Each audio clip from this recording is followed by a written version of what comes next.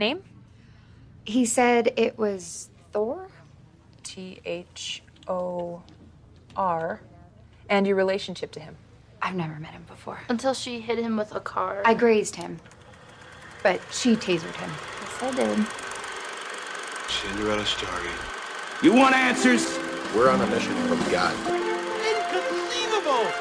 Take your sticking paws off me! I'm afraid I can't do that. Have fun storming the castle.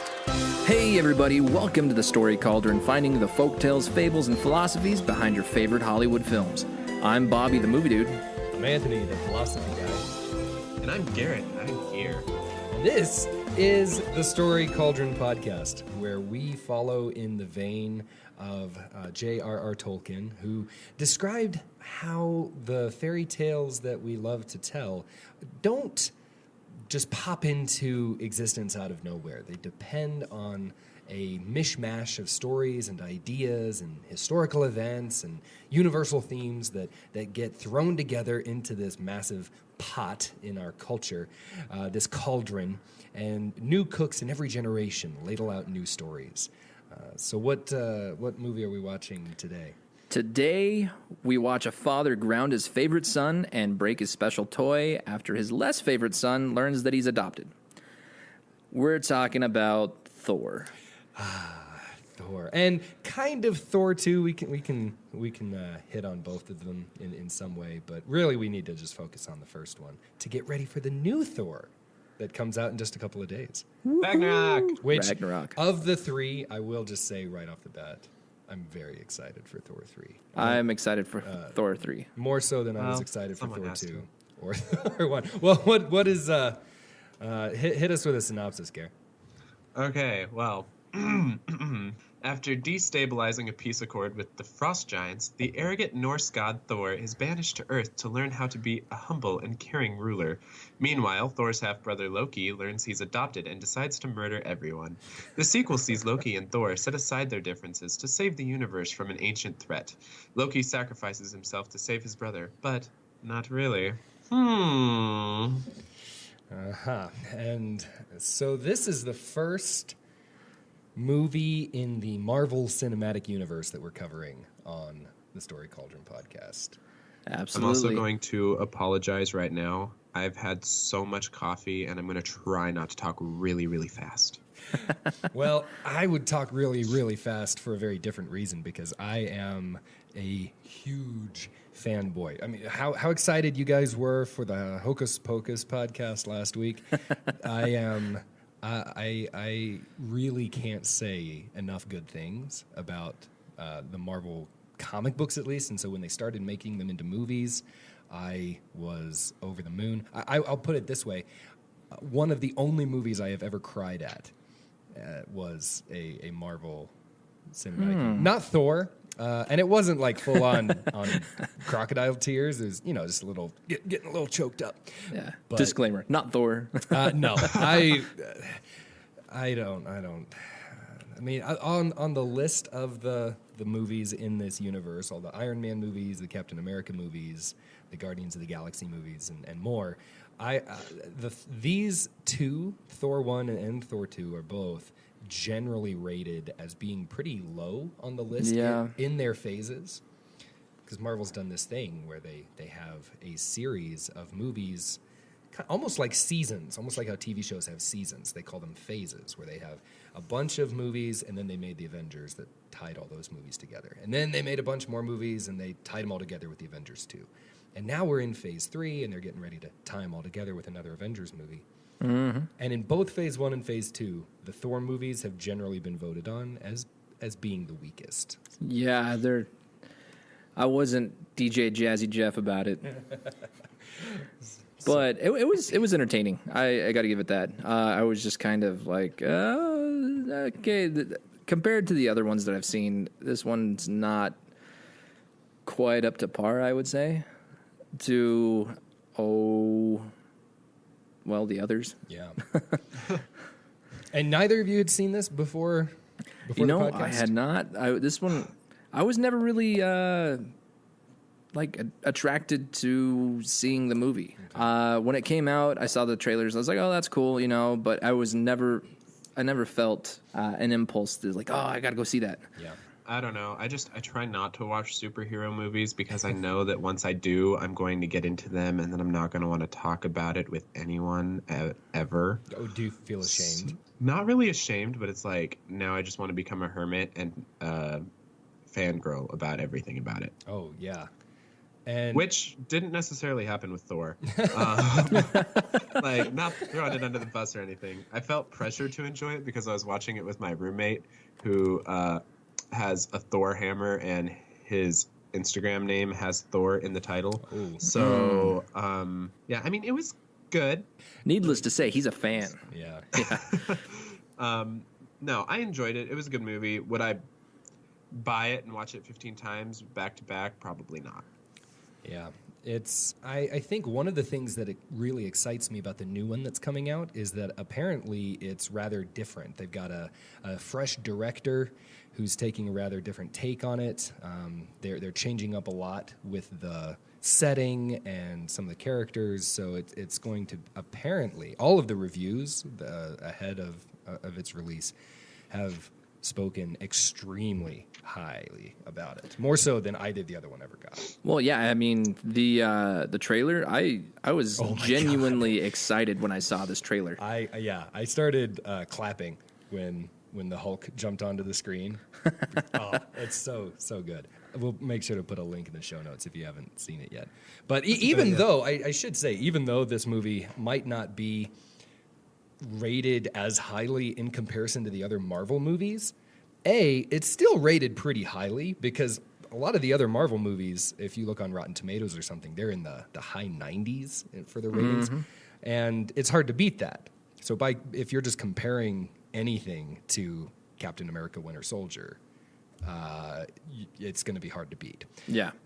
So there's that. And then also, even though it might not be all that highly rated, it still made a ton of money. I mean, these Marvel Cinematic Universe movies are basically printing their own money at this point. They made a movie about a talking tree. And it's like $1 billion who only film. Says his name. Yeah, a talking tree who only says his name. They can do whatever they want, and clearly people are going to go see it. Yeah, God bless. And I'm right there with it. I'm going to be there opening night for Thor 3, no question. Ragnarok. That's right. Yeah, Thor Ragnarok. All right, so I don't know. I am a little bit excited to see what it is, just because. After doing some research, by the way, I got 2 pages of notes while I was watching this film. Oh, so boy. like, there was a lot, but like, I'm excited for Ragnarok just because of what Ragnarok is. Yeah. From the mythology, you mean? Yeah. Yeah. I think it's going to be interesting. So let's talk about what it was.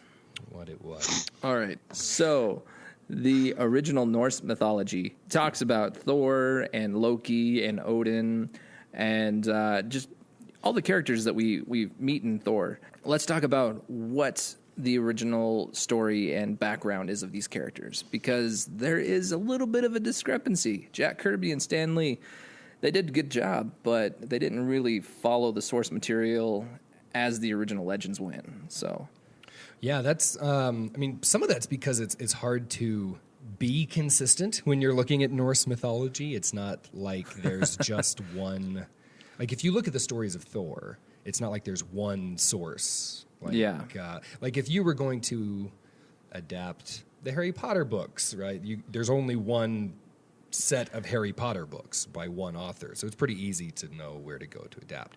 But the Norse myths are coming from a wide range of a wide geographical area over a long period of time, and there's lots of different people telling these stories. So there is some consistency with what we see, with who Thor is and some of the things, the way Odin is described, that kind of stuff. But you're right, Jack Kirby and Stan Lee, the guys who wrote the comics originally to create these characters, it's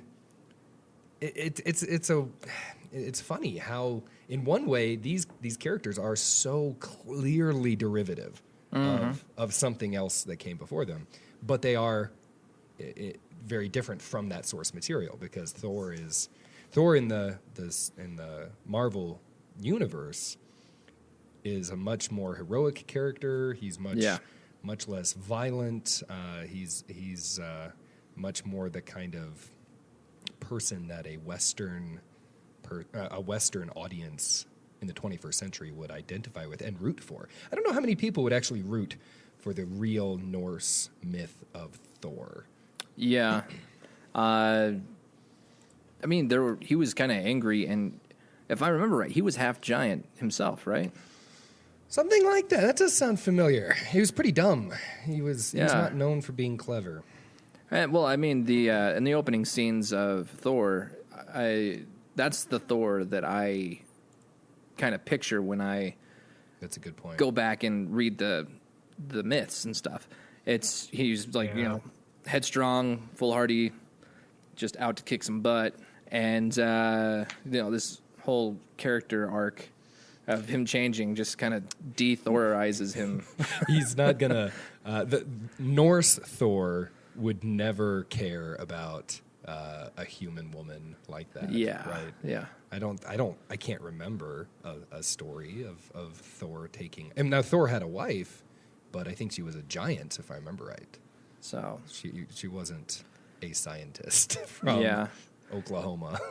And then there's I thought it was New Mexico. Oh, that's right. It was New Mexico. New Mexico. In the comics, it's Oklahoma. Yeah. That's one of the weird little changes. I don't know why they felt the need to do that. Maybe it was just the New Mexico Film Commission. That's where they needed to shoot. Yeah, that must be I it. actually wrote down while I was watching it, why New Mexico? Why? Hey guys, they make a lot of movies in New Mexico. It's like is it like Vancouver? But to cheap? set it's like in Vancouver, New Mexico. Okay. Like that's what made me like. Well, But I would New have said the Mexico exact same is thing very about Oklahoma. New Mexico-ish. So Yeah, it's okay, the setting. But Thor and Loki in the myths, the original myths, Loki is not the son of Odin. no, He's Odin's blood brother. So they're not related. I mean, they Loki just kind of wound up walking on the same road at one point, and they're like, "Hey, I like you. Let's hang out." So they party together and they fight by each other's side. But the whole idea that Loki was adopted by Odin and is the brother of Thor, that's Jack Kirby. That's Stan Lee. That's the Marvel interpretation that they then carry into the movies. So these Marvel movies, they rely heavily on the Marvel comics, but they're not identical either. I mean, they change some things. So sometimes it's changing Oklahoma to New Mexico, and sometimes they change rather significant in more significant ways. And I'm sure that they're not going to add in, that Loki was the father of Sleipnir, Oh, come the on. eight-legged horse. Why? I can't. I would love to see somewhere in Ragnarok someone just ride up on an eight-legged horse and Loki give him a wink or something. Well, it would be give him a wink, right? Because wasn't Loki the female in that story? Oh, yeah, that's right. There's a story. Do you know this story, Garrett? What we're talking about here? I think I read something about it where he birthed a horse with 8 legs. That's literally all. Yeah, he turned into a horse to trick somebody. Well, there was this giant who basically the giants and the Aesir. The movie calls them the Asgardians, but in Norse myth they were called the Aesir. Then that's just the group of gods. They hate each other. The Aesir and the giants hate each other. They're like mortal enemies. Well, like you do. Right. Yeah. And Something the movies got right. there's this story where one of the giants, they somehow they make a bet, or there's like a deal where if the giant will do this thing, this really difficult task, what the Aesir think is a really difficult task, then the giant will get to marry the most beautiful woman from the Aesir. Yeah. And Odin gets really concerned because it looks like the giant's actually going to be able to complete the task. And so Odin asks his buddy Loki, "Hey, would you help us out?" And Loki's like this trickster god. He's always He's a shapeshifter. He's a shapeshifter. He's always playing pranks. And so Loki, he shapeshifts into the form of a female horse to lure the giant's horse away because the giant had this gigantic horse that was helping him build this wall that he had to build. And giant horse for a giant. Right. And so Loki turns into this female horse and basically seduces the giant's horse. And then the next time Loki shows back up, he's got like a baby horse with him. And everybody just kind of looks at him and is like, we're not going to talk about this. But Odin takes that horse, which has 8 legs. And which you do see in Thor, which is kind of cool. Yeah, you do. And that becomes Odin's extremely fast steed, Sleipnir, which I had forgotten that it was in Thor. That Odin gets to ride. I was looking for it, but it was like 2 seconds. 2 seconds, yeah. It was like flash on the 1, 2, 3, 4, 8 legs. Okay, cool. Yeah. And that's the kind of story you get with a lot of the Norse myths. It's just this. They're not like a cohesive narrative that ties one step to the other. It's just, one time Thor was out and did this thing, and then he went home happily ever after the end. Yeah. Like, okay. Well, it's definitely like, I'm going to tell you a story so you go to sleep. Like, and they're hilarious. I mean, a lot of the Norse myths are really just weirdly entertaining. Where there's like this whole story about Thor and Loki having to dress up as women to go get Thor's hammer back because it gets stolen by frost giants again, I think, and so they have those frost giants, man. Yeah, they have to get me. pretend to be women in order to. That's a funny story. Sneak into the wedding. Oh gosh, and where the giants are kind of confused at Thor's appetite as a woman. Oh yeah, yeah. You'd think they would have been confused by his beard. Right, but big red beard. He's got this, giant red beard. That is. Well, it is Norse mythology. Yeah. Well, they're just used to hairy folks. Got to stay warm. Yeah. Furry. Very cold. Very cold. So we know that Loki's not exactly part of the family, but he's a good friend of Odin's, and he's like a blood brother. So he's more or less like Thor's uncle, right? In the actual mythology. Yeah. So let's talk about Odin for a second. Happy Wednesday. Happy Wednesday. Not That's Wednesday right. now. Odin's so come out Day. on a Wednesday, and it's Odin's Day. Yep. Yeah. Sorry, I've been so excited to say that for like the last 5 minutes. Yeah. All the. I think that's true. All of the names of our English days of the week. Thor's Day. Thor. Friday's Freya's Day. Tuesday is Tyre's Day. I don't know about the others. Yeah, I don't either. Saturday, Sunday. I don't know. But yeah, Woden or Odin. What do you think about when you think about Odin? Eye patch. I think about him hanging on the tree. That's the story that comes to mind for me. I think of our friend Julie talking about American Gods. Oh, yes. Oh. Fantastic story. Oh, if you have not read that book by Neil Gaiman, I've seen some of the show that has been on Showtime for 1 season now, and it's thoroughly entertaining. Yeah, that is one of my favorite books. Mm-hmm. And it's all about the Norse gods. Well, it's about the gods of the old world, not just the Norse gods, but the gods of all sorts of cultures in Europe and Africa and Asia clashing with the gods of the New World, like the god of the internet and the god of the interstate and the god of cell phones. And hey guys, brilliant. I just thought about it. We should make a reading list for the people that listen to the podcast. Ooh. Hey. Yeah. I like that idea. We can put that up on the website. A lot of Neil Gaiman's going to probably show up on there. Our website, www.storycauldron.com. The Story Cauldron. TheStoryCauldron.com. There it is.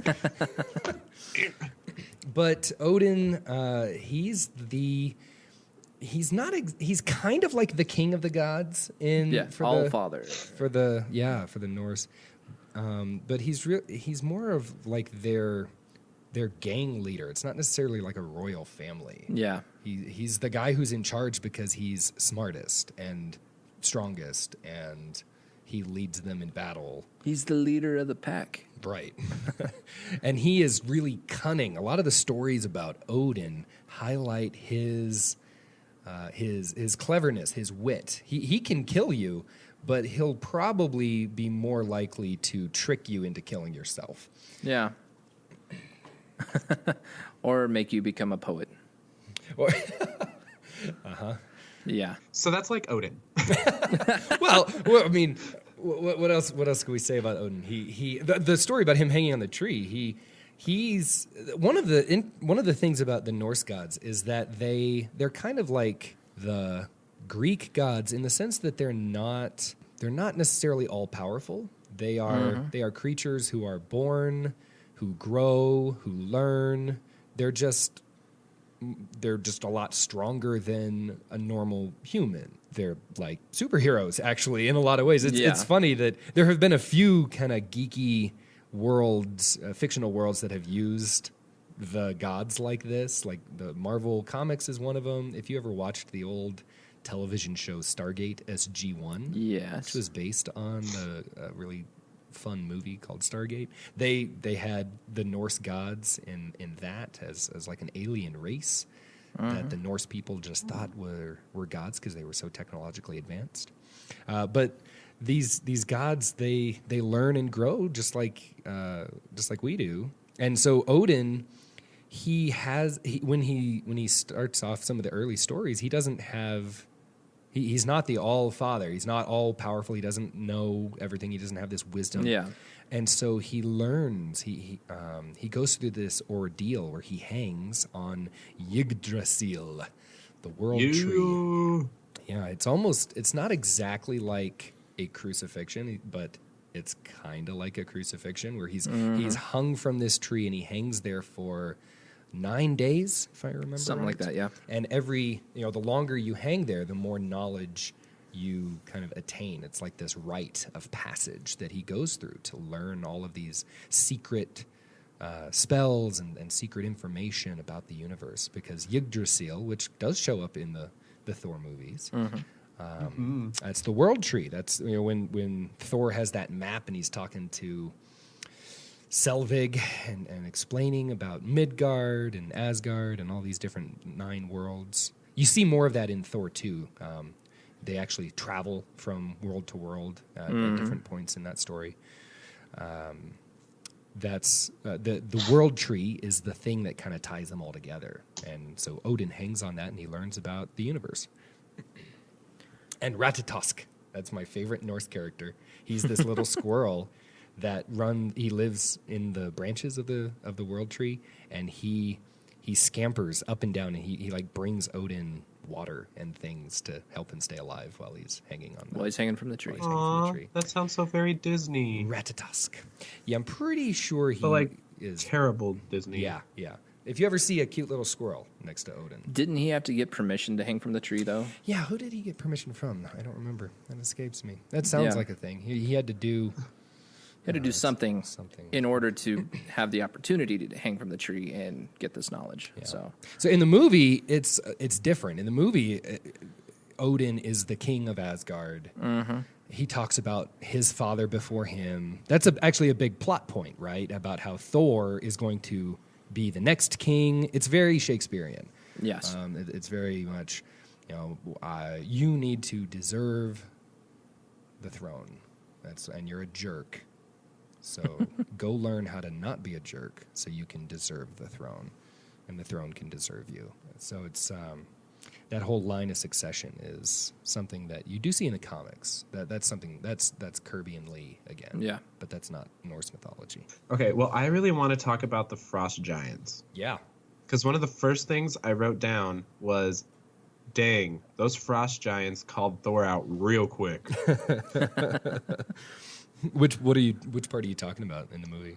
I'm pretty sure it's when they take Bifrost to get to. Ooh, I'm gonna try this. Jotunheim. Sure, why not? That sounds good. Why not? To go and, I guess, fight the frost giants for breaking into Asgard. Blah blah blah blah blah blah. But they're basically just like, "You're a stupid little boy. Why are you being a stupid little boy? Leave while you can." Yeah. And I was just like, dang, they did not come here to mess around. Mm-hmm. I liked it. Fun little bit. Do you remember that guy's name? Is that Laufey? who calls Oh, him yeah. out. Yeah. Lauffey. I think. I think it's one F. Oh, it is one F. Shoot. Laffy. That is Loki's father. Yeah, in the Marvel comics, that's Loki's father. In the original mythology, that's Loki's mother. There's no. It's not really clear why Kirby and Lee did that, but they changed. They just used the girl's name for the guy, and then they made up a different name for Loki's mother in the comics. And so it's actually been kind of a joke in Norway, because Laufey is still a name that girls get called. It would be like if you named the bad guy Ashley or something in the next Captain America movie, or Francis. A boy named Sue. Francis. No Deadpool love. No, I got you. I got you. Yeah. Fair enough. But anyway, yeah, the Frost Giants. They're fun, aren't they? What do you think about that whole "I will trade you my kid for peace" thing? I kind of forgot about that part. I don't know. Did that happen? Well, how did now? Maybe I'm not remembering this rightly. How did Loki end up getting into Odin's family? Well, there's Odin's story where he found a baby by itself, abandoned, and just left to die in the ruins of this building. And he picked it up and brought it home. And that's the one that I remember. But that's what Odin was telling Loki, but Loki's father's kind of there. Yeah, it seems like Odin's not telling. Now, maybe I think I might be getting Odin, or I think I might be getting Loki's story confused with somebody else then. I'm thinking of something from the DC comics, not Marvel. For shame. I don't know. I've tried to take in so much knowledge about this subject within the past couple days that just things are spilling out of my head and I'm forgetting them. Are you so? Well, maybe we should just cut this all out because we're talking about nothing. Okay. Well, let me ask you this: what do you think we are supposed to think about Odin in this movie? Is he, when he adopts Loki? Is this supposed to be a good thing or a bad thing? Because it kind of seems like they're casting suspicion on Odin. Because, Odin's story does not really seem to check out, or there seems to be something... There's something more there, I feel. Incomplete. Yeah. Given the fact that, obviously, Loki's dad is not dead. Yeah. His biological dad. You have a point. Yeah. Odin is... Odin is a complex character. Get out of jail free card right there. Anyway, yeah, I'm really intrigued by the Warriors 3. Oh, okay. Yeah, the Warriors 3. We should talk about them. All three of them, I have an honorable mentions list of characters that I didn't look into at all, and they were a part of that. Okay. Along with Freya and Sif. Yeah. Yeah. So the Warriors 3 are Fandral, Hogun, and Volstagg. And then Sif is kind of their friend along with Thor. And it's like the five of them. That's the gang. They're the cool kids in Asgard. They were the ones that went to confront the Frost Giants at the beginning of the movie. Yeah, it's all their fault, basically. Sif is kind of like Thor's girlfriend, right? Or she's his betrothed. Well, that's kind of what I was thinking, that there was something going on, but I wasn't sure because then Jane walks in. Yeah, well, and they make a bigger deal about that in the sequel when Thor chooses to go back to Earth to be with Jane. It's he kind of just leaves Sif in Asgard, and she's very sad. So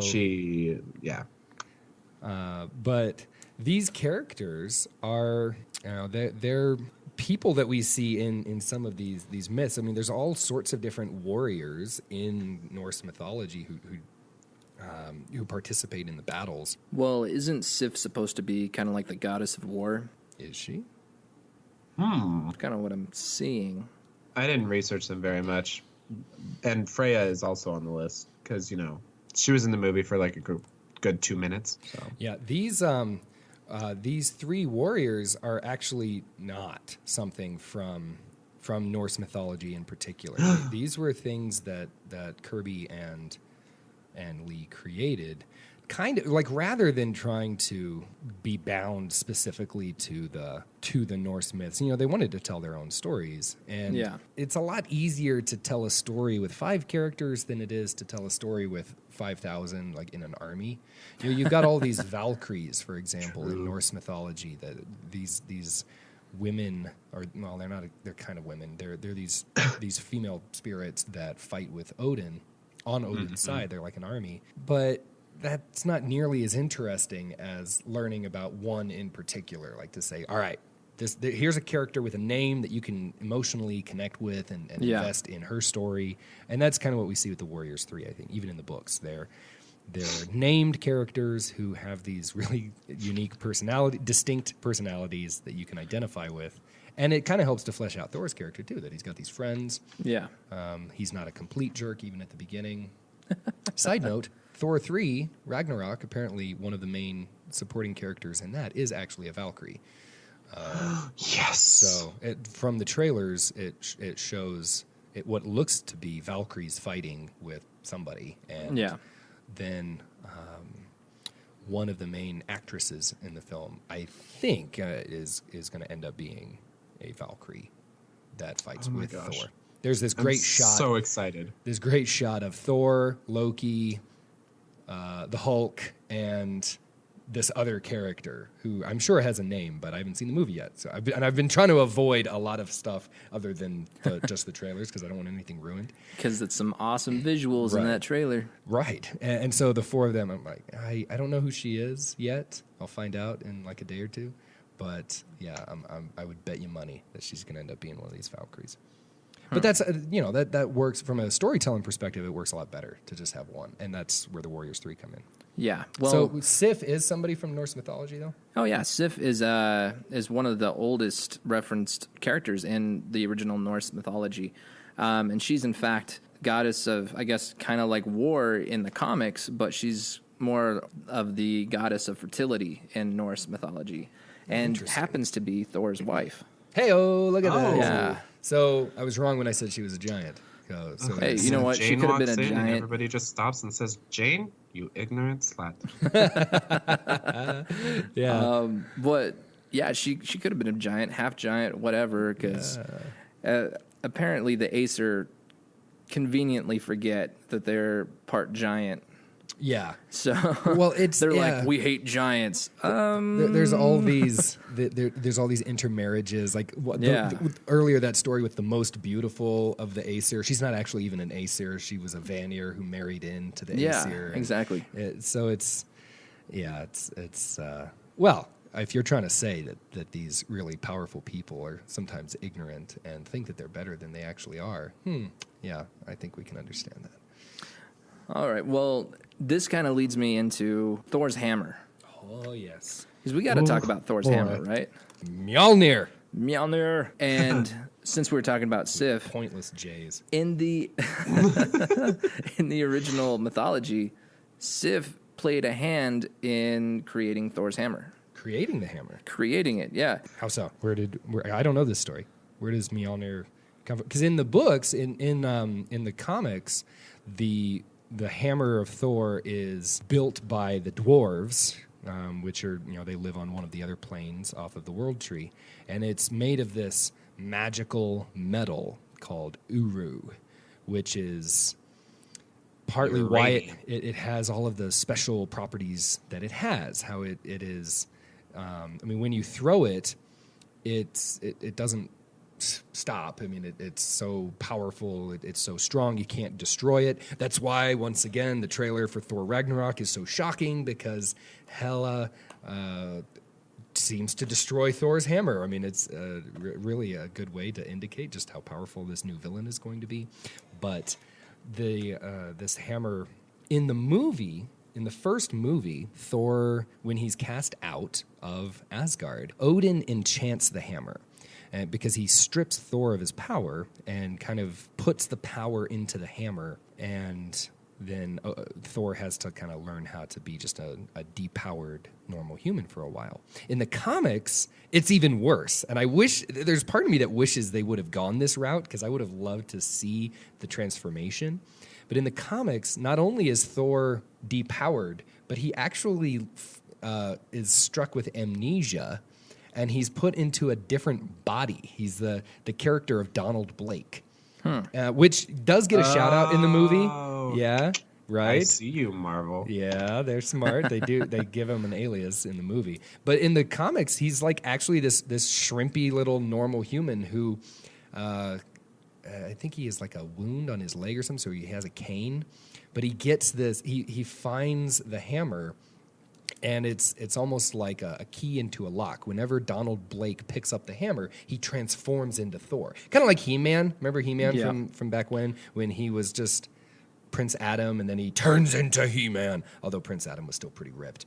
But Donald Blake he's this shrimpy guy, and then he picks up the hammer and becomes Thor. And he has all the power of Thor again. Oh, that would have been so cool in the movie. It would have been really fun. I'm not going to lie, whenever I see the original Thor, we're talking old school live action Thor from 40 years ago. Oh, like when he guest starred on the Incredible Hulk show? Yes, yeah. Oh, boy. Like, oh, boy. I see that, and I just kind of shake my head, and then I immediately think of Adventures in Babysitting. Because it's so, yeah, okay. Well, we all go through an awkward period as kids, don't we? We've got embarrassing Halloween costumes when we were 7, and we don't want anybody to talk about it. So, yeah, I just think of the mechanic with the body hammer, the auto body hammer, and like. But anyway, I digress. But we were going to talk about Mjolnir, right? So the creation of this hammer. Yeah, we kind of got off on a different babysitting. Section. Yeah, but hey, Adventures in Babysitting is a great movie. Classic. So anyway, the whole reason that the hammer was kind of made was because Loki, the trickster, cut off Sif's golden hair, and so Thor threatened to kill Loki and break every bone in his body, like you do. Yeah, he didn't do things by half measures. And so anyway, Loki said, hey, rather than killing me, how about I go get you a new weapon? And so he goes down to the dwarves. They decide, okay, this is what we could do. Let's make a hammer. And they basically made it out of lightning, and it's like golden bristled and gave off light in the dark and crazy. It's awesome. So in the original stories, the hammer was this really powerful weapon, but the whole conceit that you have to be worthy to pick it up wasn't there. No, not really. It's just like, hey, if I do this for you, will you not kill me? Yeah.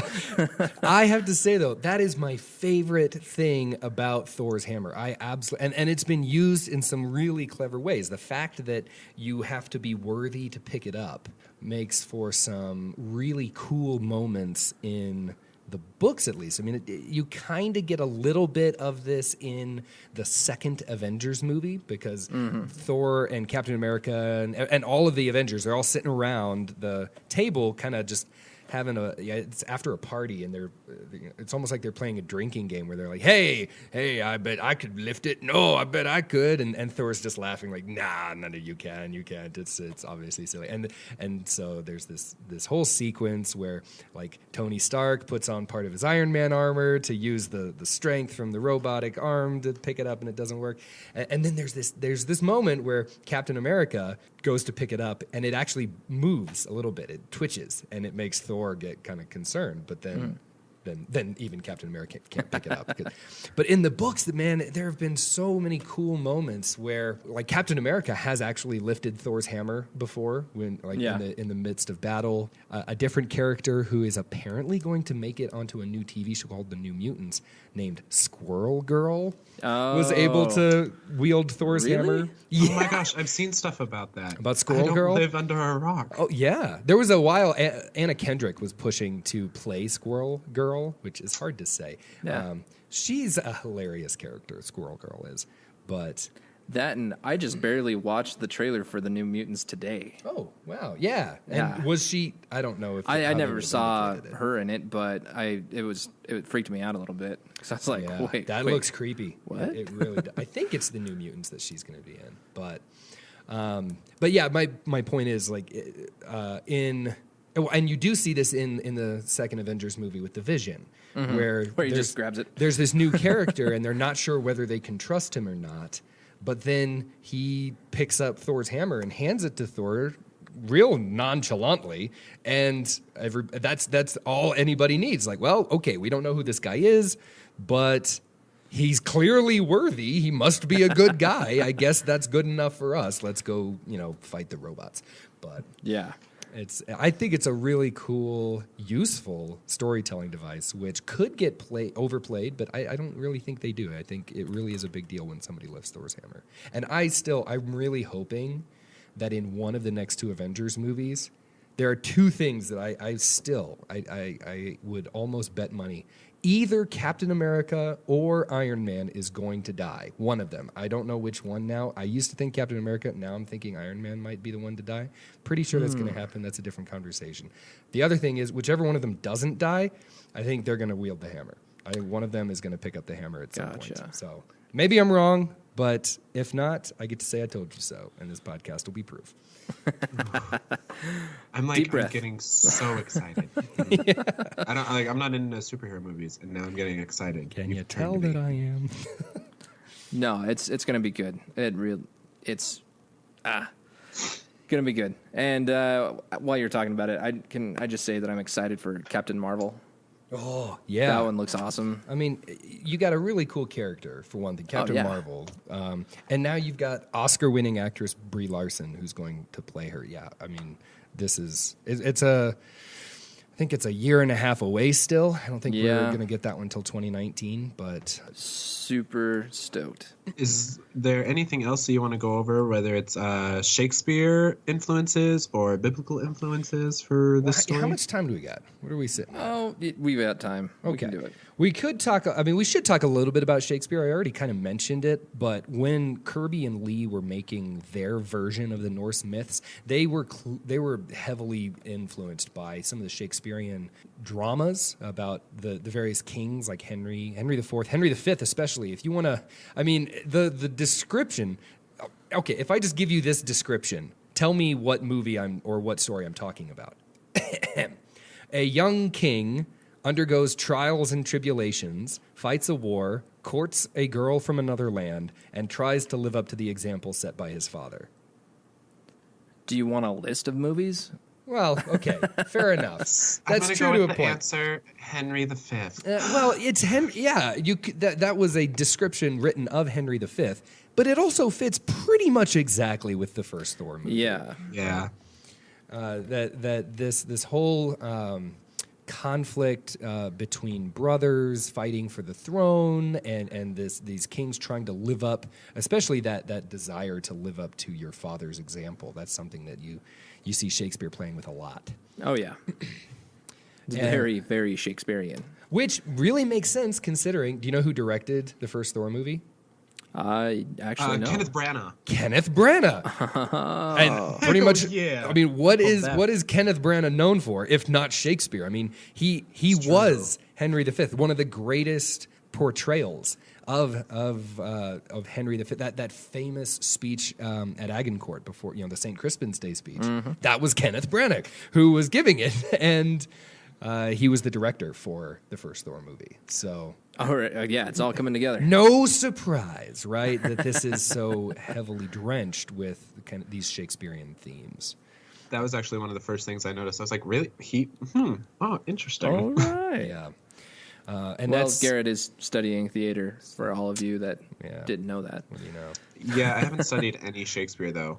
I just knew that he was known for doing Shakespeare stuff. To be quite honest, I didn't know that was the plot of Henry V.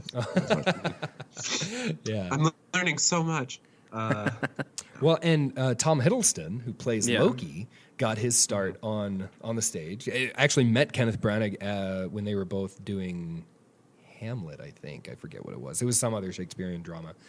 And Hiddleston has said in in interviews that when he was originally approaching the character of Loki, he was very consciously trying to think about a different Shakespearean play, but King Lear and the character of Edmund, who is this less popular son who's trying to gain his father's attention and gain his father's respect. That's Loki. I mean, you really do you feel like Loki's a villain in this movie? I had no idea what he was trying to do for most of the movie. I was like, okay, so he's doing that. That's not very cool. Why is he doing this? He's playing everybody off each other, but for what purpose? And then at the very end, I just felt like it was kind of like I could have done it. I could have done. Okay. What were you trying to do? Made you proud. That's a fair criticism. And it gets kind of even worse in the second one. Oh, great. Because I still have to watch that one. The second one, I don't know. Well, I think if you want to watch Thor 3 and if you want to watch the new Avengers movies that are coming out, I think you're going to have to watch Thor 2. Well, it's on the list for this weekend. Yeah, because they have this big arc throughout all of the Marvel movies surrounding these things called the Infinity Stones. Yes. And one of the Infinity Stones is introduced in Thor 2. That's like the whole MacGuffin of that movie is the Reality Stone. So yeah, it's kind of required for that reason. Yeah, which I'm familiar with the Infinity Stones, but there's a lot going on. Bam! Ooh. Yeah. Anthony just pulled out a book. Yeah, the Infinity Gauntlet. The Infinity Gauntlet. This was one of the first comic books I ever read, and it's the story that with Thanos and the Infinity Gems, which for some that's one of those things I don't understand why they changed. In the books, they're Infinity Gems. In the movies, they're Infinity Stones. Okay, whatever, it doesn't matter. Rolls off the tongue. But in as far as the question about Loki, in the first Thor movie, he's sympathetic to me. I mean, yeah, he is villainous in a way, but he's kind of sad. Like, you understand where he's coming from. Then, at the end, he drifts off into the distance, and he comes back in the first Avengers movie as the villain, and he's clearly villainous. Yeah. Well, the last post-credit snippet on Thor. Oh yeah. You see. Boy. Yeah. So, you see Loki come in, and he's kind of doing the mind control. Right. And that scene was actually directed by Joss Whedon, who directed the Avengers. So, that wasn't Kenneth Branagh who did that part, because they were intentionally tying that into the next part of the story. But now, like in the second Thor movie, it's almost like this redemption arc after Loki has done all of his bad stuff. And I really do want to do an episode on the Avengers, because that's the movie that made me cry a little bit. Yeah, I got all choked up. Oh, we should get some shawarma. Yeah, we'll get some shawarma. Yes. We'll ask Julie to get us some shawarma, since she knows what to do with it, and and we can talk about the Avengers. But you see Loki kind of being rehabilitated. In the second Thor movie, he and Thor are kind of fighting side by side to try and defeat the Dark Elves. That's really the only thing in Thor 2 from Norse mythology that's been added. That's another race of kind of bad guys from the comic books that have their roots in Niflheim, one of the other realms. And Loki's trying to, Thor has no one else to turn to, so he asks his brother to help stop these other bad guys. But then by the end of it, Loki has, it's just like what you were saying a minute ago, Bobby, how it's not really clear exactly what Loki is wanting. So I'm hoping that, because it looks like they're going to be friends again, kind of, in Thor 3. So that he's wanting something, and you just have no idea what's driving him to do all this stuff, or what his plan is. Yeah, that's what I want to know, what his plan is. Because you've got a fantastic actor with Tom Hiddleston. Yeah. So whatever the story that you give him, he's going to be able to portray it well. I hope they've given him a good story. See, here's my thing. I think since Loki is the trickster, you never know what he's up to. So it's kind of like, ooh, you're doing a good job with your acting. Yeah. Well, yeah.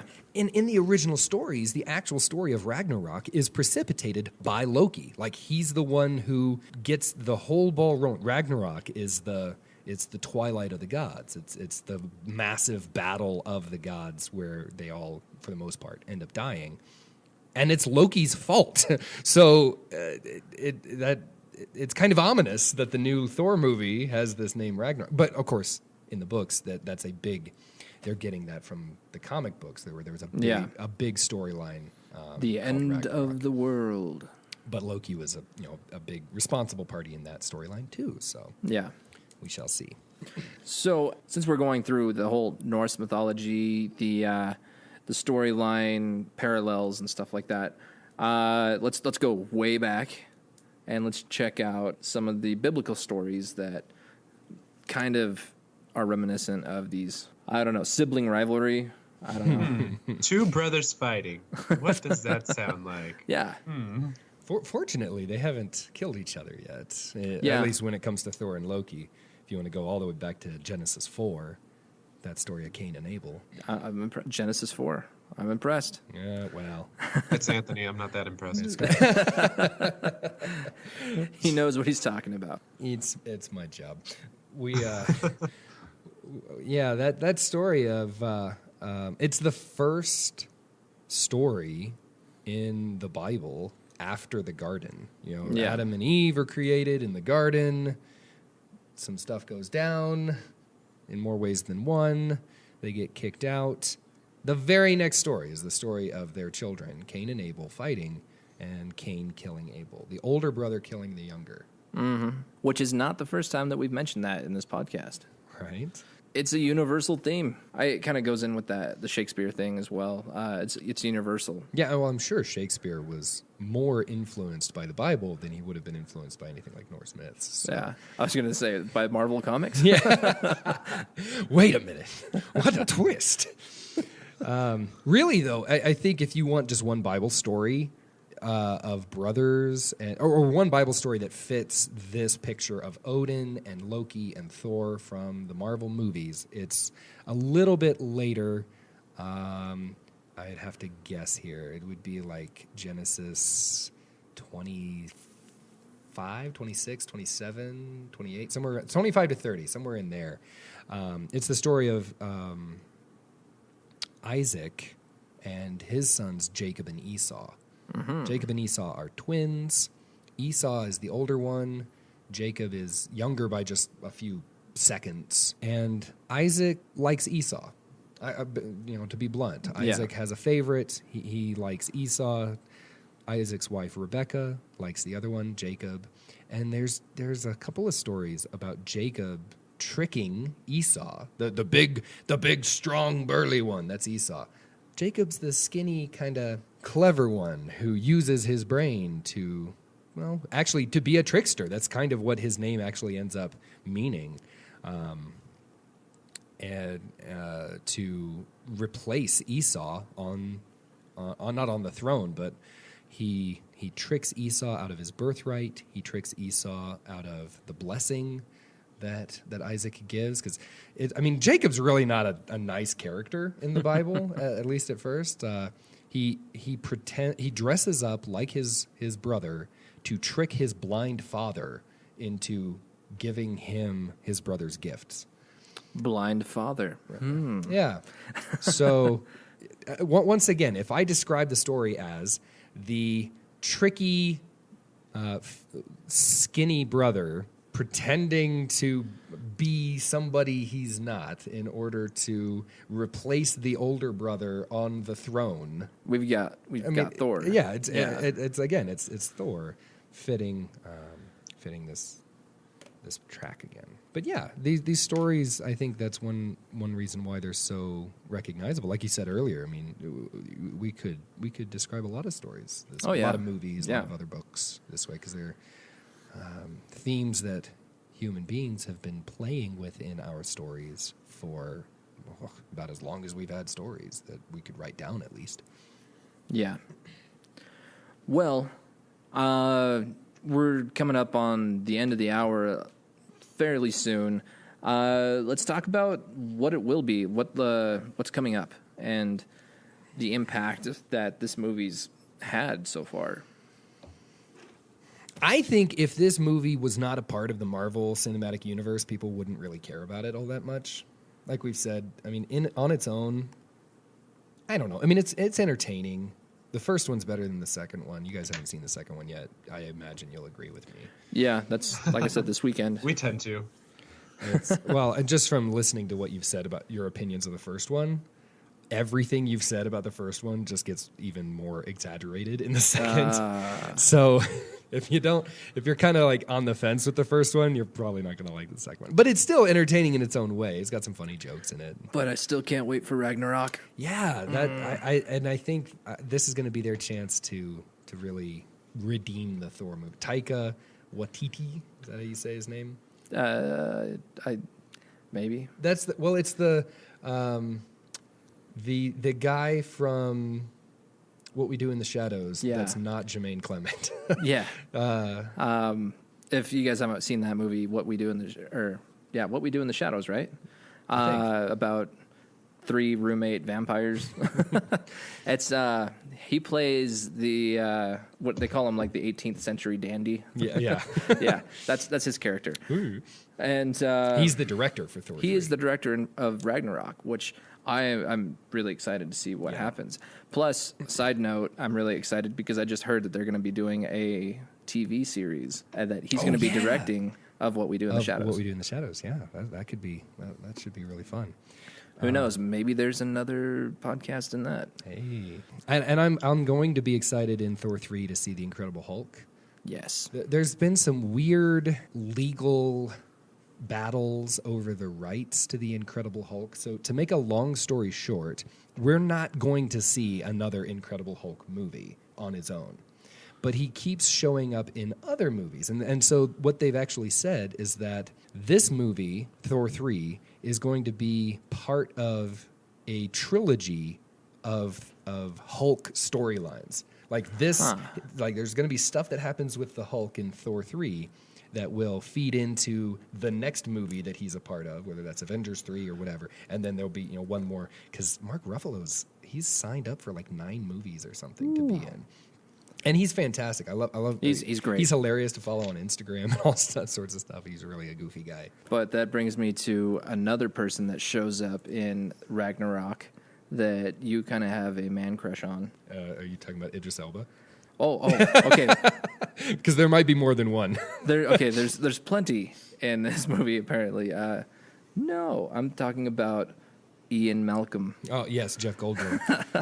Yeah, we don't know what his role is going to be yet. Yeah. Well, we do. We know what his role is. He's the Grandmaster, Taskmaster. He's the Grandmaster. But we don't know how extensive his role is going to be. Yeah. Well, I just remember going back a little ways with our Jurassic Park episode. I don't know if he's just going to couldn't get over that Ian Malcolm character. We'll see. We'll see if Goldblum takes his shirt off this time. I don't know. I could see it happen. Talks about chaos theory. Who knows? Yeah. Life finds a way. Come on.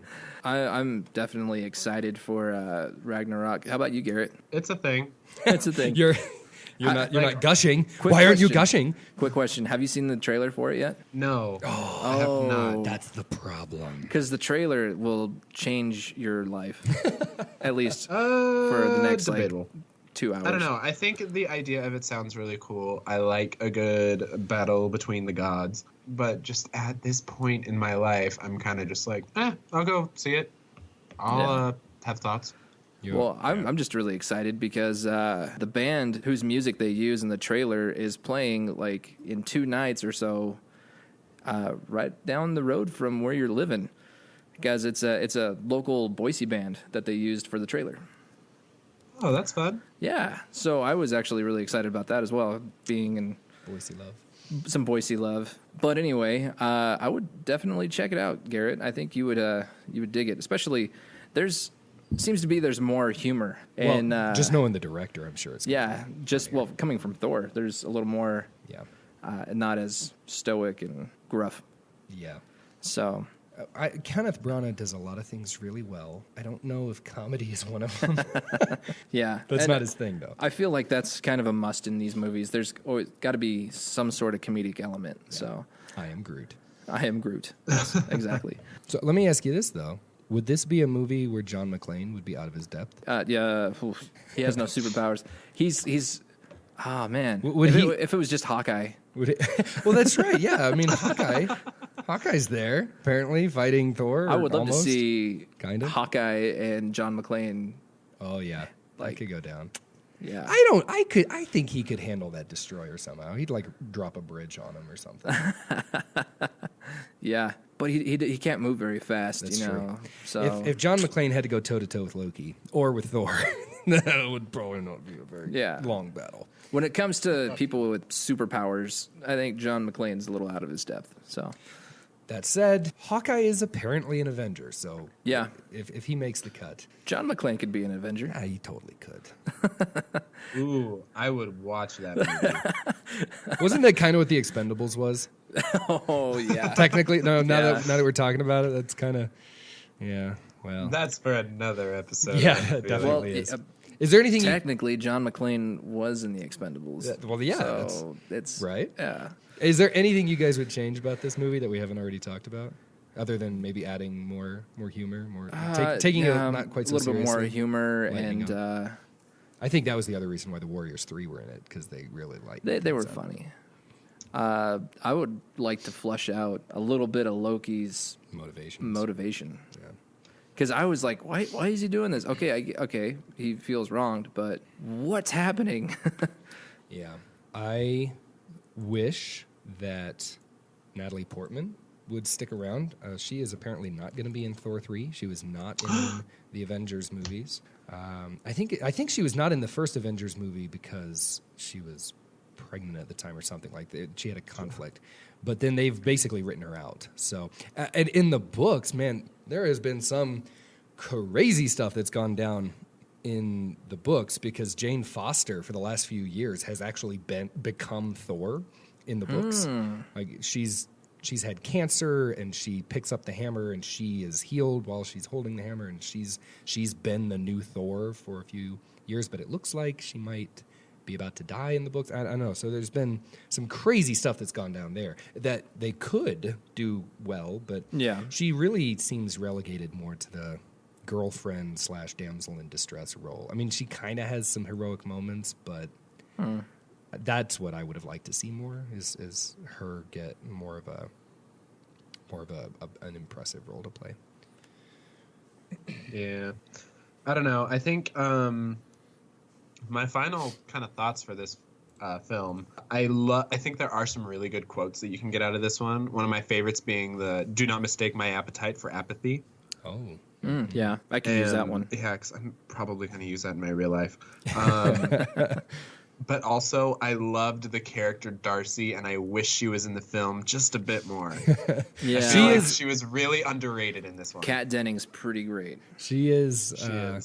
She is in the second one. She does return for the second one. She was kind of. I think her role in the second one was more contentious because they kind of sexualize her a little bit more. But yeah, I mean, she's funny. You can't argue with that. She's really a big comedic element in these. Yeah. So I would have liked to have seen her some more, but other than that, no, that was fine. Well, who would you recommend this film to? Definitely every 14-year-old boy out there that really likes superheroes.